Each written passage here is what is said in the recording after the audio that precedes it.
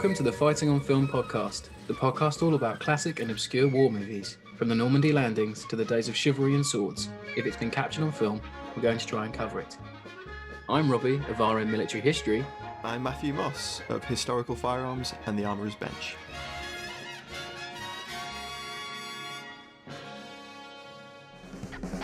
Grab your Uzis, prime your grenades, and lace up your combat boots. It's Mercenary Month on the Fighting on Film podcast.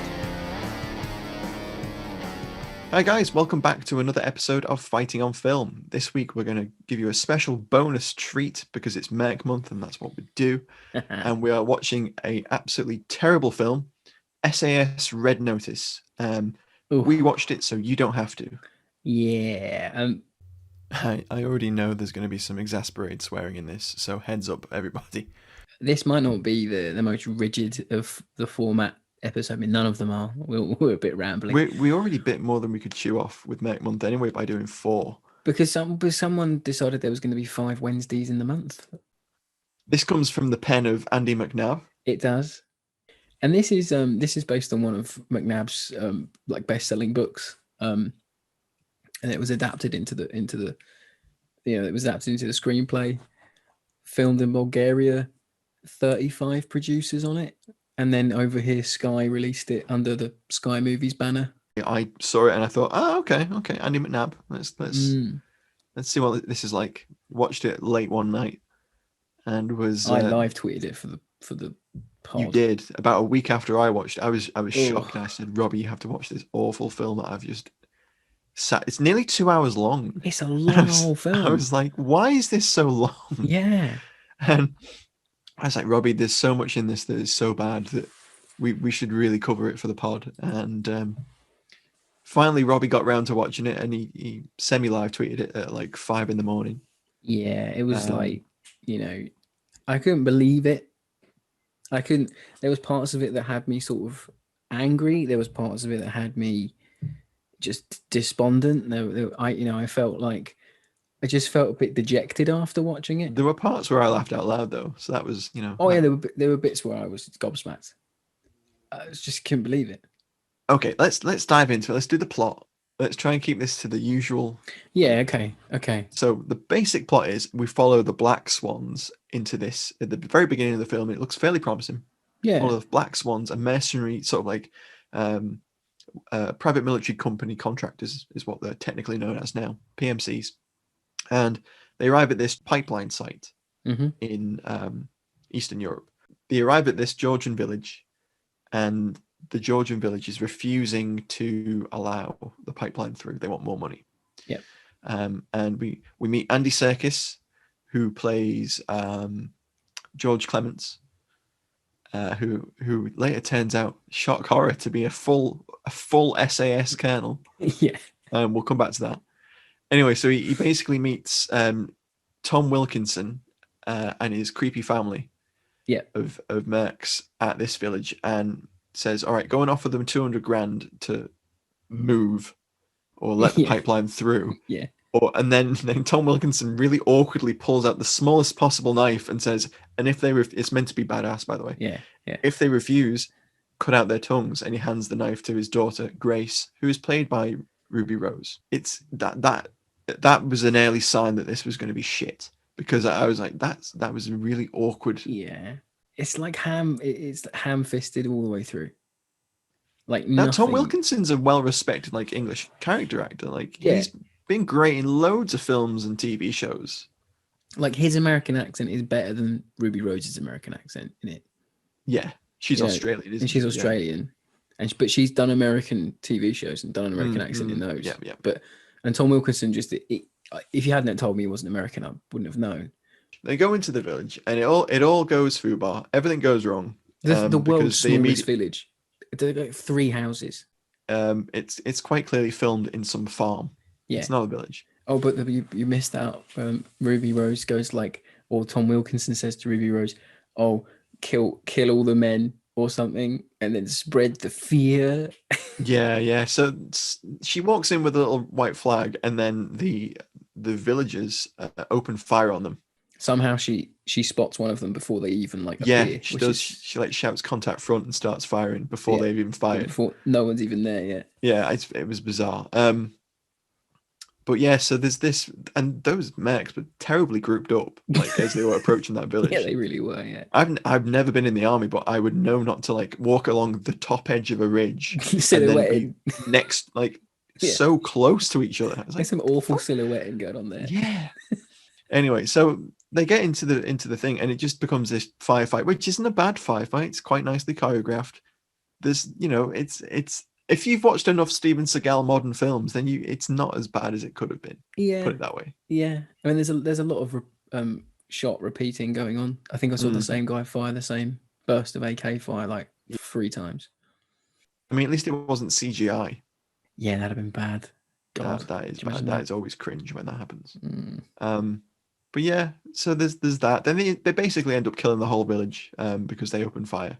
Yeah. Anyway, so this has all been filmed on someone's phone. Yeah, lo and behold, these expert criminal mercenaries don't realize that the internet exists and camera phones exist. So someone uploads. Yeah, someone's got a live leak account and just was like, "Oh, there's some bad shit going on in South Georgia." Yes, someone's telegramming it. Yeah, just like my village. This is going on Snapchat. Look at this. This lad's got a flamethrower. Hashtag killing my village. My uncle's on fire. Oh my god! I'm gonna get this on fucking Instagram fast. Just googling how much will Daily Mail pay for story. Oh yeah, if she put that on Twitter, I would guarantee she would get like a comment underneath it going, "Hi, I'm from the Daily Mail and I'd love to use this video in an article. DM me." We cut to London. Is it London or no? We go straight into the Tomb Raider country house ripoff scene. Yeah, where we're introduced to the main character, which is Tom Buckingham. Tom Buckingham, but I called him on Twitter. I called him was it like Mr. McWack's jacket or something? Barber. Yeah, McWack's he's barbered jacket. up to the nines, isn't he? Yeah. He's like a walking barber advert. The actor is actually sponsored by them. I know. I couldn't believe that. Someone posted underneath your tweet, and I was like, that makes complete sense. Then that's why they're wearing so much barber.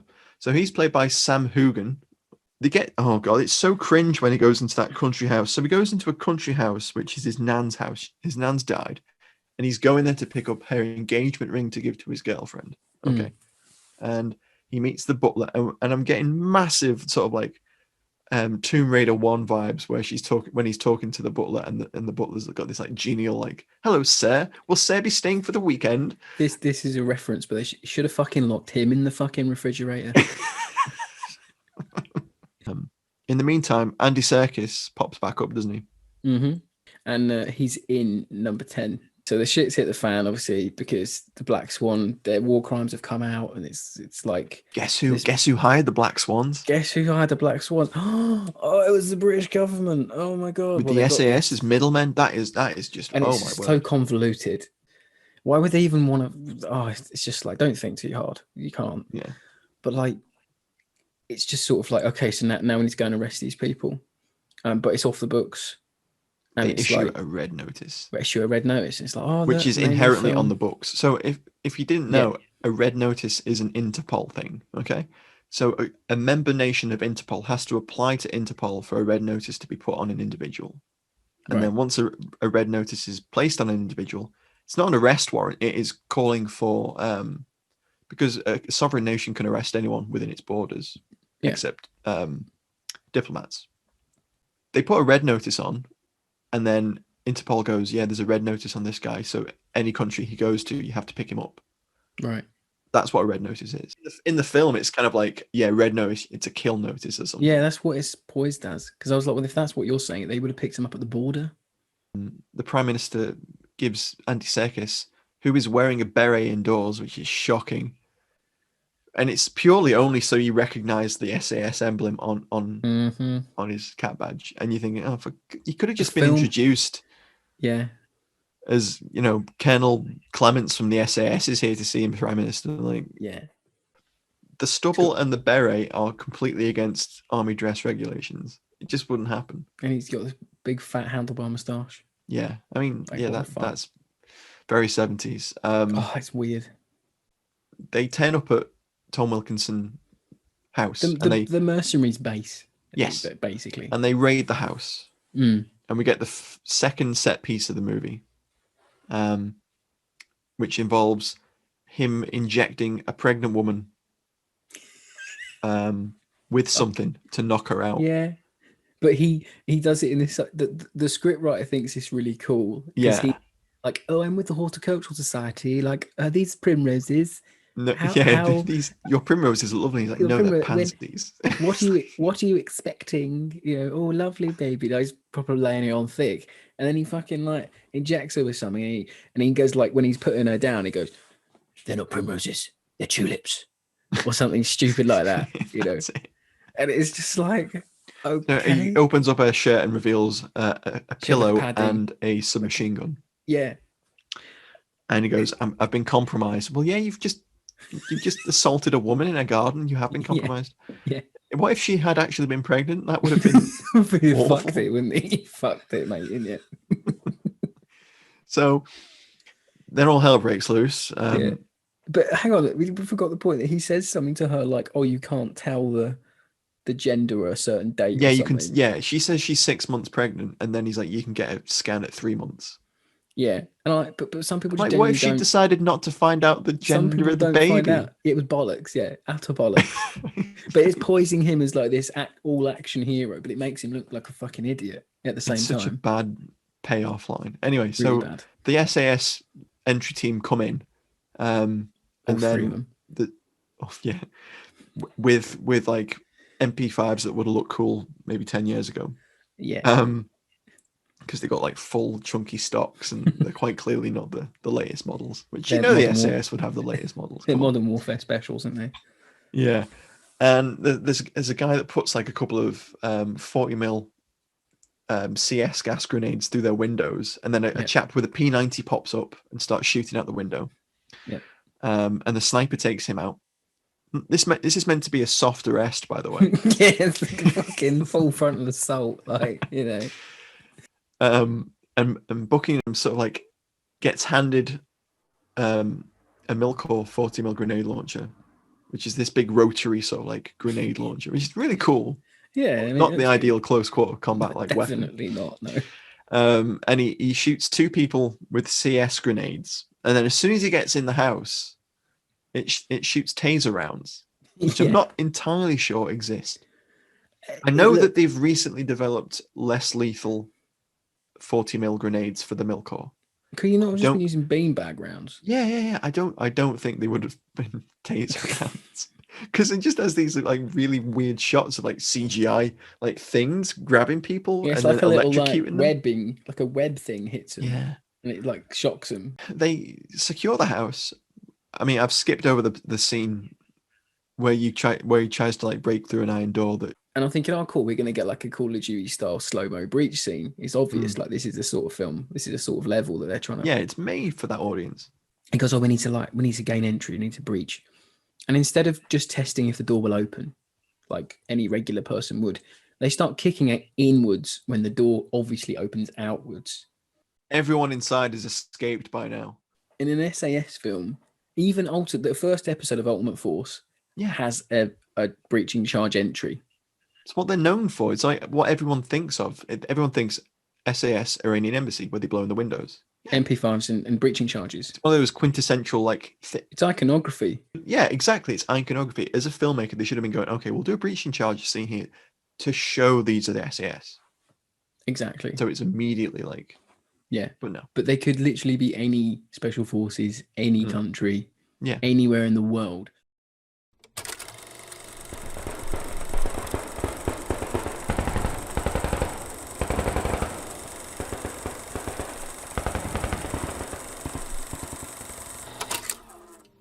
It's hard to like sort of describe it. It's flat. Like the movies, the scene, the setting, the sets are flat. The costumes are flat. There's no flamboyancy to any of it. It's very drab. It's a very drab movie. It is. Getting back to the plot, they enter the building, they clear the building, find Tom Wilkinson, the head of the Black Swans. Andy Serkis comes in, shoots him. Yeah. There's a little bit of like poignant chat about, stuff, and then he just offs him. And then Tom Wilkinson was like, 2-day shoot, I'm fucking gone. Yeah, exactly. No thanks. Like Tom Wilkinson was probably the best thing in this film, and he's dead already. He cut a check and he walked out. Yeah. So they're upstairs, clearing the upstairs, looking for Grace. That's Ruby Rose's character, by the way. Exactly. Yeah, they don't find her. They find some other woman that we've never seen before. She definitely wasn't on the raid. No. She's got a fragmentation grenade or a flashbang or something taped to her hand. I don't know why it's taped to her hand, but it is. She pulls the pin, screams, runs towards them, and instead of like tasering her with one of those fancy taser rounds, he pulls a pistol and shoots her in the face. Exactly, yeah. And the bomb goes off anyway, and they get literally thrown like a cruise missiles just hit the building out of the window, about 40 foot, like horizontally out that window. And they fall into an empty fucking swimming pool bed full of leaves. But it'd be fucking concrete and you'd be fucking dead, right? Or at least you'd have a fucking break your hip or something. Like, what the fuck? And like his best mate's like, yeah, living the dream. Oh, yeah. I've just fallen out of a building. Just been blown out of a building. Oh no. Like, yeah. They try to have like a bit of fun banter, don't like they? They have all the sort of the classic like squaddy banter bollocks that you get in these sort of movies. You know, like it's like, oh fucking, this is for the world. SAS, the best fucking job ever. Oh god, that scene's not as bad as the super cringe scene where he's talking to him after the raid, and he's talking to his friend who he is apparently known for years. It's Tom Hopper. Since who plays basic, Declan. That's what he says. Yeah, since basic. No, how long have we known each other? Well, since basic, wasn't it? We were in the army, then we joined the SAS, and now we're here. Yeah, we're having we're living the dream. We possibly have known each other for 12 years at this point. Yeah, something stupid, isn't it? So he's like discussing. Oh yeah, I'm gonna propose to my beautiful girlfriend at the weekend. We're gonna go to Paris, and he's like, "Oh, yeah, you're not really gonna get married, are you?" And it's just so cringe. It's like you would never have this conversation with your best friend. That's your mate. Like if he's your bestie mate, you'd be like, "Go on, mate, well done." Yeah, he's like, "Oh, really? Yeah, you're gonna marry her? Is she worth it? Yeah, do you love her?" It's that whole. Okay. It's like what? It's that bullshit sort of army figures. Like soldiers don't have any outer sort of outer life out of the army. It's awful dialogue, is what it is. Really ham-fisted bollocksy dialogue. It's like, you're going to leave the regiment, and like he doesn't have to leave the regiment in order to marry someone. Married, like, come on, like what is going on? He's like, no, I love the regiment. Like, okay, great.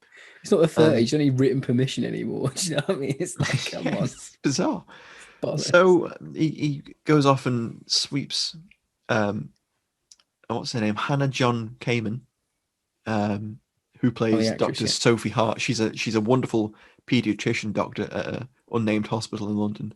Yep. And they go off to Paris. They get on the Eurostream, the well-known Eurostream, the off-brand Eurostar. Fuck's sake! See, every turn this movie fails. So they get on the train, and at that point onwards, the film is basically Under Siege 2 with Steven Seagal. So they're on the train off to Paris for a lovely weekend where he's going to propose. Oh, but guess who's also on the train, Robbie? Rose is on the train, and she's disguised as a wheelchair-bound woman. Yeah, with long hair. But her face looks like in Total Recall where Arnie's got that fake head and it opens up. She looks a bit like that. You've got this scene of her like pulling off like the face putty. And it just looks like really like John Carpenter-esque. It's like weird. Discount Mission Impossible movie, which they actually did go on the Eurostar in Mission Impossible, and they had enough money to call it the Eurostar as well, not the Eurostream. Yeah, and they got. Did you see the Channel Tunnel set they got, where one tunnel had a Union Jack and one tunnel had a French flag? And there's a little mini tunnel in between the two big tunnels. Yeah, for the little Thomas the Tank Engine fire engines to go into. Oh, you've ruined my alley pick there. Anyway, sorry. So they hijack the train, but they have that quintessential sequence where she walks through the carriage, and then Mercs get up either side and start following her down the carriage. Yeah. And it's just, oh, come on. This is like, it could have been a cool, it could have been like a cool sequence, how they got on and all that shit. But now they're just there. Yeah, all these probably well-known Mercs are just on this one train going to Paris. It's fun. And then the rest of them, once they've captured the train, shock horror, they capture the train. You're missing nothing. They capture the train, then everyone that captured the train gets off the train to go and have a quick meeting in the middle tunnel. Yeah, and then they arrive with their kit on the little fire ambulances. It just reminded me of Mr. Rogers, the little where Charlie comes through and does like ding ding and it goes in the little tunnel. Just reminded me of that. It's expecting like Mr. Rogers just to turn up at the end of the tunnel. Like, hi, Charlie. Tom Buckingham gets off the train. He's like, "Oh, something's going down here. This isn't right." Yeah. And he finds that all of the terrorists are having a little conflab in the central tunnel. You know, they've met the team arriving. It's led by her brother, the guy with the flamethrower in the village. Then they blow the door in, and fair play to them. It's a really cool sequence.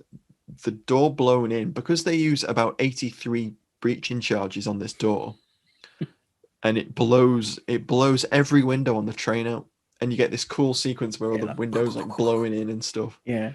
And an old lady that his girlfriend's talking to. One of the dinner ladies out of Dinner Ladies. Yeah, it's like, I swear to God, yeah.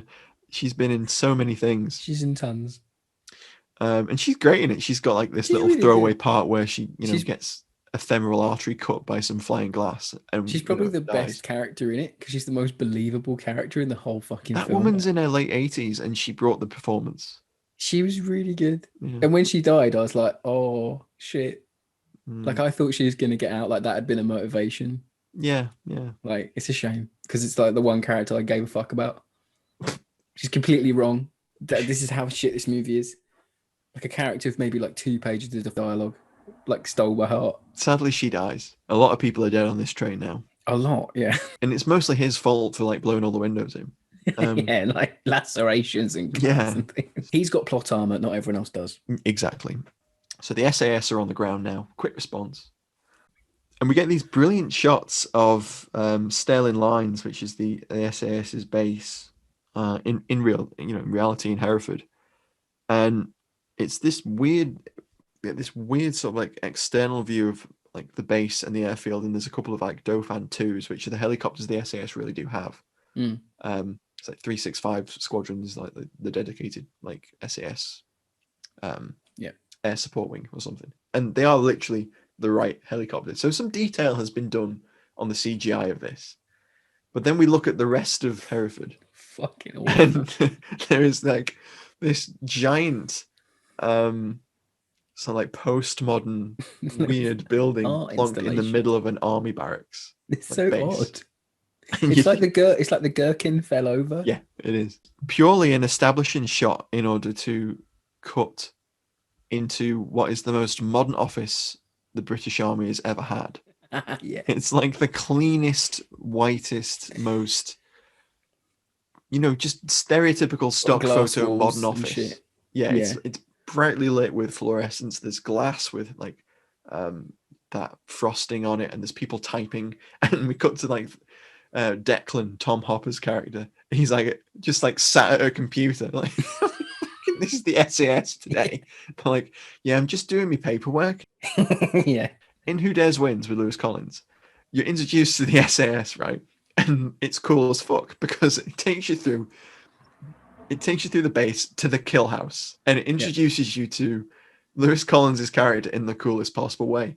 He is like literally training men how to clear a room during a hostage situation. Exactly. He's not sat in his fucking office doing his emails. It's like no. Even like I said it before, but even Ultimate Force does a better job at like establishing like army barracks. Oh my god, like Ultimate Force is probably like an infinitely more realistic portrayal of the SAS at this point. Yeah, exactly. Like from the, just even like down to like the plots that were more believable in that first season, at least. Like it's just the writing's better. The writing's better. Like if you can't outdo Ultimate Force, then you're fucking like this is a bad that's a bad sign because that's not high cinema at all. But at least it fucking knew what it wanted to do. It's so bizarre. The tone is so weird. And then from the point where they've hijacked the train and the SAS are in there, it's this weird mashup of Pelham 1, 2, 3. Yeah. And then Die Hard on a train. Yeah. Under Siege 2. Yeah, I think I actually prefer Under Siege 2 to this film. I think it's a better film. I think it's like if you want to be an action movie, be an action movie. If you're trying to be a serious film, be a serious film. You can't have both in this world, in this film. So the reason they hijack the train is because there's a red notice on them, and this is their get out. They're going to hold the Channel Tunnel to ransom. Yep. Well, not really the Channel Tunnel, the hidden pipeline within the Channel Tunnel, which no one knows about. They're like, oh, shocked. Which they sort of introduce towards the end of the film, and they go, yeah, this is what we're really here for, because they set up like a drill rig and they drill through the ceiling, and you think, yeah, what? Well convoluted. They get into this little space, and they're like, yeah, here's the hidden pipeline, which is fine, and that's an interesting plot device. Yeah. If they hadn't, at the end of the film, shown the hidden pipeline just literally in some fields going into the Channel Tunnel. Yeah. And it just randomly pops up on the French coast. like some random where part. does this pipeline go? So after that bit, there's a botched SAS raid. This is all you need to know, because I think we're giving it way too much fucking time. So there's a botched SAS raid. It's all sort of down to, it's implied that it's all down to sort of like Buckingham to sort of... Yeah, classically he picks off loads of guys, like, one at a time. He kills them all basically. Like the SAS raid, they kill like 2 people or 3 people, and it's a complete fuck up. And like Noel Coward's character, who we haven't even mentioned, but like Noel Clarke's character, who's a major, goes in with Serkis to talk to that's it, Grace. Yeah, that's pivotal and scene. She kills him outright. She sort of like films him admitting that he pays the Black Swans to do dodgy stuff. And then they layer that where Tom Hopper's character's working for her. Yeah. And that's another layer on there. And I'm like, well, this is which already, is not hinted at all until the second half of the film. Way in. You know, it's like he could have let her escape in the snatch scene at the start, like that scene there. If he'd let that her would have been a escape, good suggestion. That would have been like a good sort of like foreshadowing set up, or if he had hesitated enough to make you think, oh, did he let her go up on purpose? Like, oh, you know, that at least been some foreshadowing, but there's none. She just looks at the camera and goes something like, oh, you better do this, you know. And he's like, this wasn't part of our deal. And she's like, oh, it is now. And it's like, dun, dun, dun. And it's like, well, I don't care. But he's like a sergeant, isn't he? Yeah. And then he's field promoted. Yeah. So the SAS team on the ground is led by Noel Clarke, who's a major. He gets killed. And then instead of Andy Serkis, who is a full colonel in the SAS taking command of the operation, Declan becomes the commander on the ground. Yeah. And he's like, no, it's up to you. Like, what are you going to do about this? I'm like, no. I always thought, because I thought Serkis's character was the only one that was actually thinking smartly or actually had lines that made sense, because I thought he was trying to pass the buck, because he was responsible for all of it fucking up in the first place. So he's trying to pass the buck the whole film. So I thought at least his characterization it had a through line. That's fair. I mean, Serkis is arguably the best actor in the film. Oh yeah, without and he's given very little to work with, really. Yeah, he's playing like a pantomime villain in some cases, in some bits. It's not his fault. You know, the script is pretty dire. It is. It's very thin. So the script was adapted by Lawrence Malkin, who, according to IMDb, his credits on there, seems to have done relatively little. He's produced quite a few things like comedies and stuff, but he adapted this from the book, and it was directed by Magnus Martins. He's done TV work. He's done a lot of sort of actiony TV work, like just series, like episodes, individual episodes and stuff. To round out, I mean, before we can talk some Ali and some stuff. Like least fave scenes. Yeah, I mean, I don't think there are going to be any. So Ruby Rose, then, you know, he discovers that they're going to hold the pipeline to ransom or whatever, you know. Oh, her escape route. And then that's her escape route.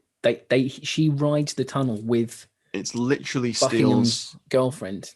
Yeah, it literally steals the plot from The World Is Not Enough, where they ride inside the pipeline. And but at least in it, World Is Not Enough, the gas wasn't flowing through. Yeah, in this one, they go through a whole pipe full of like toxic gas. They put on little masks. Little gas masks, and get inside, and Ruby Rose's character drags Dr. Hart, his girlfriend, through into the tunnel. He chases him. There's a confrontation between Buckingham and her brother, who sacrifices himself, which seems completely bizarre because he's been treated like shit by. He's a nobody. He's literally nobody in the movie. Yeah, doesn't really work. I can see what trope they were going for, but even the trope failed on that one. And then she zooms off down down the pipeline. And the next time we see it, they're above ground in a vineyard because they're in France. So that's how you know they're in France, because they're in a vineyard. And she drags the girl out, and then somehow Buckingham has he wrote it as well. Yeah. Like, how did he get down the pipe? Because there was only like one rig thing that like moves up and down. That's not how it inside the pipe. works. He just fucking like climbs out, and you're like, what the fuck? Did he crawl there like Bishop in fucking Aliens? When you write that down, when you see that written down on a script, it looks cool. But when you film it, it looks totally wrong. Yeah. You know, it makes no sense. No, none. And then they have a fight. Buckingham and Grace have a fight. So there's a hostage, like, sort of like showdown. She's like, I'm gonna run, and you won't chase me. And he's like, why? And then she stabs his girlfriend in the leg, and he runs over, and he's like, you'll be okay. Don't worry, I'm not gonna leave you. And she's like, drop her. Fucking drop her, Tom. Drop her. And it's like, oh my god, what? It's completely out of character. Yeah, because it's alluded to at the start of the film, because she says, oh, so you just kill people, drop people, you don't even think. She doesn't even use the word drop, mate. Does she not? No. She, at the beginning, she's like, I don't like how unfeeling you are. You're it's a whole hired killer trope. Okay. And you're exactly right, though, but she doesn't say drop at any point. It's just at the end of the film. I thought my brain's gone. Like, I thought that's what she said at the start, because she said, would you shoot me in a situation like this, like that? And he goes like, I think so, yeah. Like, you're telling me if it's doing my job, then yeah. It's a stupid question, a stupid answer. It's so out of character that it's jarring. And in a movie like this, that's something. She's a doctor. She's portrayed as being this lovely pediatrician. She's a kind-hearted woman. She's not going to be like, drop her. It's just like, no. It makes no sense. Like, people like you don't talk like that. She would say something like, get her. Go and get her. She'd be like, don't worry about me. I'll be fine. Like, I'm a trained nurse. I can treat myself. Kill the terrorist. Do your job. Do you know what I mean? It was so cringe. It was like, oh, that looked cool when you wrote it, didn't it? That's for the trailer, innit? That's the trailer shot. God, it's so bad. And that was just sort of capped the film off for me. Anyway, he goes and kills Ruby Rose. Stabs her in the neck. They have a little chat. Like, they somehow both end up in the back of a Range Rover and have a little chat about the morality of killing people. Yeah. And then he just kills her. He just stabs her in the neck. And then the movie, that's it. And that's it. That's your movie. And there's a postscript. Oh, for fuck's sake. It had the audacity to think you as a viewer would give a flying fuck whether he got married. So it has loads of exposition over the top, like a drone sequence going through this, like, clearly, like, where it's not Paris, and it's them getting married. Oh, and the hunt is still on for XRX SAS member, blah blah. And you're like, whoever survived. It's clearly setting up a sequel. Like, I don't know if Andy McNab has written a sequel novel to this. I think there's 2 books in the Buckingham series, or at the moment. So it hints to a sequel. But how on earth you would even think people would want a sequel after this? I have no idea. I said on Twitter at the time when I watched it, I was just blown away, really. Yeah. I like to think on the pod I'm quite fair. I think any movie, no matter how shit it is, can have redeeming qualities. So Battle of the Bulge is a train wreck, but it's a lovable train wreck. You know, there's parts of that film that are redeeming. Yeah. This movie is just, it's a complete clusterfuck. It doesn't know what it wants to be. I'd not in a million years would ever have even thought about watching this film if it wasn't for the pod. I hate to say it. I thought, okay, I knew it was going to be bad going into it, but I didn't think it was going to be quite this bad. If I was Andy McNab, I don't think I would want my name attached to this. And he was apparently the technical advisor on this as well. The premise of the film, I like. So, a hostage situation in the Channel Tunnel is a great idea for a movie. Yeah. It is. It's a good... If it was done right, and if it wasn't so flat and boring... If that's the all set pieces in the tunnel are, for the most part, pretty boring. They are boring. Then I think that's one of the problems. Like, I could forgive the shit plot, I could forgive the mediocre acting if the action set pieces were even remotely interesting. They're really sort of... It's not even the fact that they're bad. They're shot okay. Everything is just okay. They're competently shot. Yeah. They aren't that hyper sort of slickness of like a John Wick movie, but they No. aren't like terrible C movie, awful bargain bin Yeah, exactly. sort of style stuff. There's clearly budget. Mm. Like there's clearly and that I think is worse in a way. Yeah, kind of. You Like- think, oh, well, this could have been better. Yeah. The only bit I was impressed by, and that's saying something, is when he showed the first piece of genuine like ingenuity throughout the whole hostage situation, where he clearly was in a scrape and he wouldn't have got off of the carriage because he had about like 6 guys in there all hammering machine gun fire into this bar he was behind, and how a bullet didn't hit him through that wooden bar, I'll never know. Mm-hmm. But he gets a big gas tank from the back of the bar and turns it on and sets a rag on fire and like throws it out as a bomb. Guess what? That's stolen from Under Siege 2.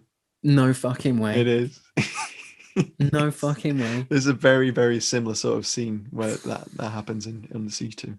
Even the most original I might be bit, misremembering that, but I'm fairly certain. no, even the most original bit of the film, like fucking now you say it's been copied. I mean, obviously, like, all this shit's been copied before. Yeah, it's full of tropes. But the remarkable thing is, like, some of the tropes just fall completely flat. Yeah. And you go, Like you don't even go, that's a trope. No, even the It's bit just, where like, no. there's never any suspense or tension or anything. Like I No, know that's very true. I know everyone was gonna fucking lose. I knew the minute Ruby Rose sat on that train, I know she's not gonna win. And that's my issue with these sort of films is I know the bad guy won't win. It's like watching the Marvel films. You know Thanos isn't going to win, but it's at least written in such a way where it makes you feel like he fucking might do. Yeah, it suspends, Exactly. what you obviously know is going to be happening. Exactly. But this movie don't do any of that. No. So I think that brings us to the alley tally. Might be a short one this week.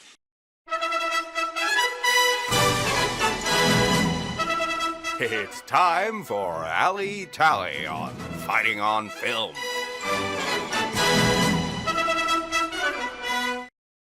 So the milk or grenade launcher at the beginning is pretty cool.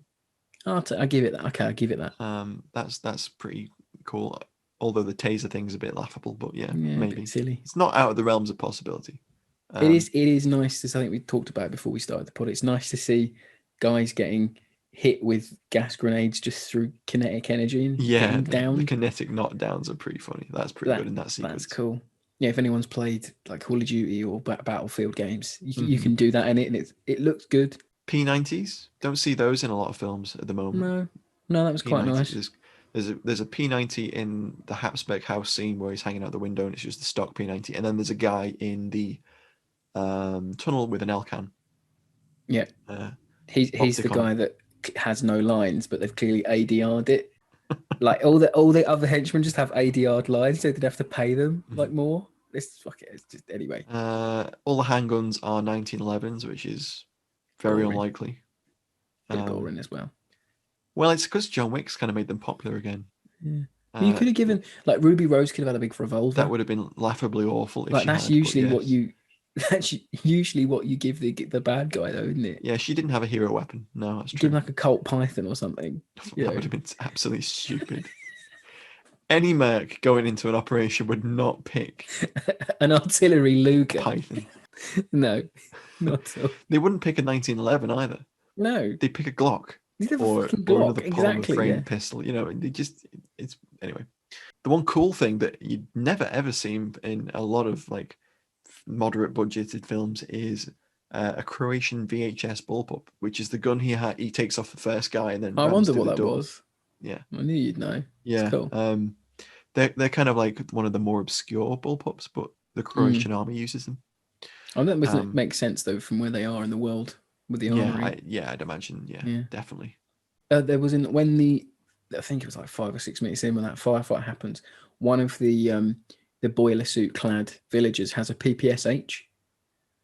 Does he? Okay. Yeah, that's cool. He has a PPSH. You can see how that would be realistic. Yeah. Holding it by the drum mag. It's pretty cool. Nice. You get shot, but it's nice to see it because they have an interesting array of weapons, but you don't get a real good look at them.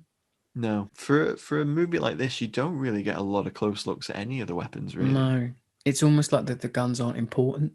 You know, like in John Wick now, they've made it like the weapons sort of like a feature of the movie. weapon foo or something. They call it gun foo. Gun foo, isn't it? Something like that. And then, but they sort of like fetishize the guns. It's a feature of those kind of movies, and I was quite surprised that they didn't attempt to do anything, especially since Ruby Rose was in John Wick 2. Yeah, of course, yeah. And admittedly, like I don't think Ruby Rose is the best actress. I don't think she's the worst. Right, she's just not my cup of tea.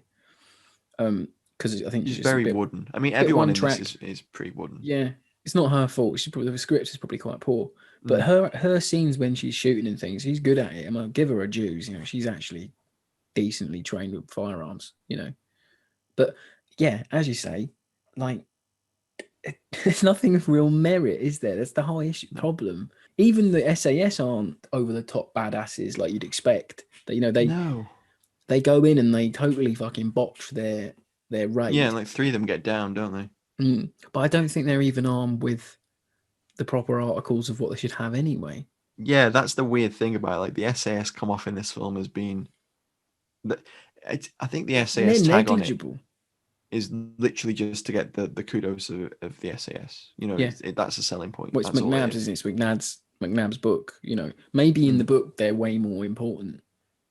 You know, maybe in the book they look way more competent. They probably are.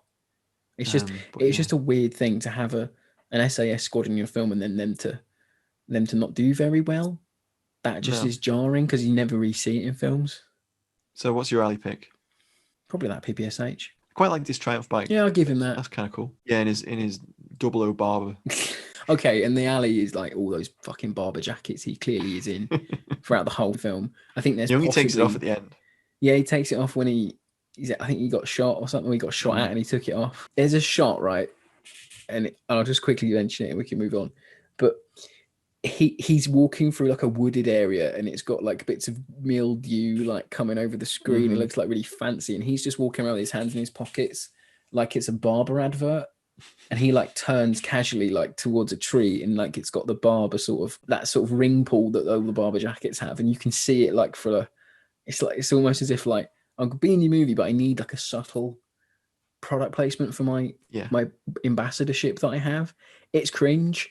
But no, I mean, apart from that, I couldn't really pick any alley out. Like, I like the mercenaries were comically they were like, if you gave me like a budget of like £100, I could probably make them look the same. I guess. Like they could have had something that made them look menacing. Like they could have all had like Black Swan high vis. yeah. It's a missed opportunity, I think, personally. Maybe.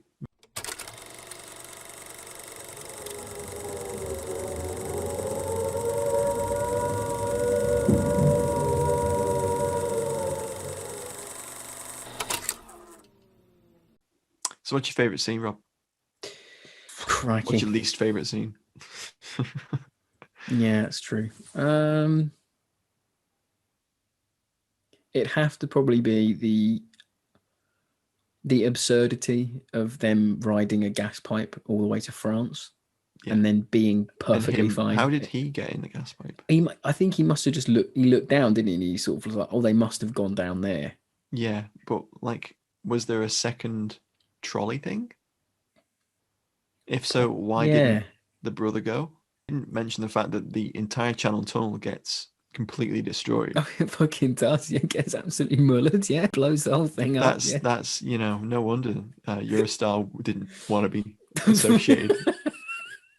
Hello, Eurostar head offices. I'm shooting a film. Can I use your name and your branding, please? What happens in the film? Yeah. Oh, it blows up. Oh no, we couldn't possibly let you use our name for that. No, sorry. We kill nearly half your customers. But did you notice the interior of the scene of the train? There's nothing in it. It just looks barren. Like it's like so odd. No, but no, favorite scenes. I think it would just be the absurdity of them going down that fucking gas pipe. My favorite scene is the scene where they realize that he might be SAS, and she goes, "There is a player in the battle space." I was waiting to see you'd mention it first. That is the fucking like worst. Absolutely, incredibly cringeworthy. It's just, and even though when they know his name, they keep going, the player. Do you know who the player is? Have you seen the player? And I'm like, I feel like that's clearly geared towards the market the film's aimed at. You know, like that loves those kind of games. Did you see the articles like linking him with, being a future Bond? And he said, I don't want to jinx it. I was like, no, sit back down, Double Obama. There's no chance. No. Chance. They've got a sea of better actors before they get to him.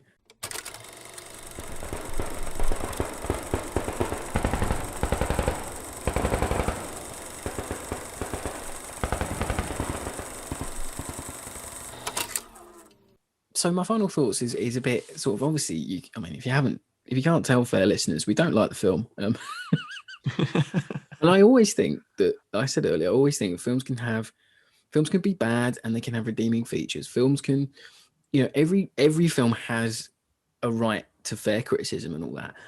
Every film, obviously, has got a right to fair criticism, and this movie isn't, we're not going like, oh, it's a 0 star, don't watch it. There's a time and a place. But there's just things this movie just doesn't get right, that it's just weird that it doesn't get right. So the casting for me is my biggest hang up. You've got your main man, and I'm like, I don't even know who you are. Like, I had to look him up, and then even then I had to look him up because I was like, you've not been in anything I've ever seen. Even in Outlander, I'm like, Andy Serkis, I was shocked. Sort of, I was like, well, what are you in it for? Tom Wilkinson, brilliant. Like, he should have been in it more. If he'd have been on the train, if he'd have been with Grace, sort of like, if he'd have been behind the scenes, yeah. Like, because it was sort of poised that he was going to be like mentoring her through it. If this was like him passing the baton, but I'm your really overbearing mercenary father, I want you to show me that you can do a hostage situation like this, then I'll pass over the family PMC company to you. If that had been the plot, at least the characters would have had something driving them.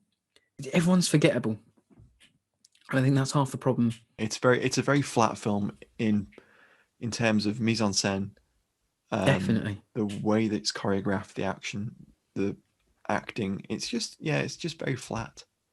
And that's and there's nothing is standout. Like, it's sort of basic action movie soundtrack. It's basic action movie scenes. Everything's been done better. Like, if you want to watch this movie, just watch Taking a Pelham 123, the 1970s version. Watch that. Watch Die Hard 2. Watch Sudden Death. We mentioned them all before. But if you want to watch this movie, you can watch loads of different versions of it that are way better. Very true. And I think that's half the problem. And it's sort of, I know, like, obviously the cinema industry's changed and the way we're consuming films is different now. But if this is going to be the quality of movies going forward on streaming platforms, then please can the cinemas I really come hope back? not. That would be awful. It's just a very, very weird film. But if you could have mates round at the moment, it's a perfect film just to put on and trash. So to round out, Matt's going to read out some comments that we found online talking about the film. On Twitter, Sky ran an advert for the film, and these were some of the replies. It's truly awful. 1 out of 10 on IMDb. How does this even happen with such a great cast? What a disappointing film. 2 hours of my life I won't get back ever. Watched it last night. Plot was good enough, but lame acting spoiled it. 4 out of 10. Oh. Utter drivel. Story doesn't make sense. Overuse of drone footage. Acting is wooden at best. Dialogue is terrible. Editing is below standard of most of YouTubers. Stunt work is poor. I've been looking forward to this for weeks. Promised a lot. Didn't deliver. 0 out of 10. Here's another one. Binned it after 15 minutes. Utter garbage. Bad plot. Bad acting. Bad action sequences. Bet Andy McNab regrets putting his name to this. That guy didn't even get to the actual plot because it takes about 40 minutes to get there. It was the worst film you will ever see. No, wait. The worst ever. Oh. Absolutely atrocious. Oh my God. These are savage. Gold. Watched it last night. It wasn't that good. And there's definitely a sequel to this after the way it ended. Sad face. Well, there you go, folks. I think the great British public said what we've tried to say in probably about 40 minutes. Yeah. I mean, it's 2 hours, 3 minutes long. It's outrageously long. And it is so badly sort of paced. It's just, yeah. Anyway, so we watched it so you didn't have to, guys. And thank you for putting up with us while we sort of meandered our way through the very lacking plot of the movie and probably swore too much in just utter shock of how bad this film is. So thanks so much for listening. Don't forget to follow us over on Twitter @FightingOnFilm. and leave a like or a comment or a review on Apple Podcasts, as Robbie always says. Yep. Thanks, guys. Thanks for listening. Thanks for putting up with us this week. It's a bit of a rambly one. Thanks so much for listening. Bye. Bye.